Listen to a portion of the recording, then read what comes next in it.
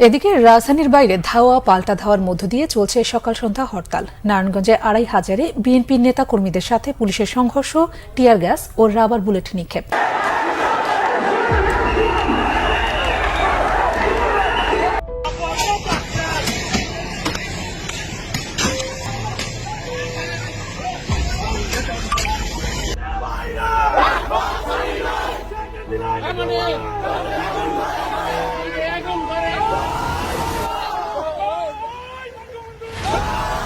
সতেরোই জানুয়ারি রাত ১২টার পর থেকে এবং ১৮ই জানুয়ারির শনিবার সকাল থেকে স্মরণকালের অন্যতম ঐতিহাসিক দিন হয়ে থাকবে আওয়ামী লীগের জন্য। কেননা সাবেক প্রধানমন্ত্রী শেখ হাসিনার নির্দেশ পাওয়ার পর থেকেই বাংলাদেশের রাজনৈতিক অঙ্গনে যেন এক নতুন জোয়ার এসেছে। গোটা আওয়ামী লীগের নেতাকর্মীরা, তৃণমূল পর্যায়ের কর্মী, এমনকি ছাত্রলীগের নেতাকর্মীরাও একযোগে রাজপথে নেমে এসেছে হরতালের ডাকে।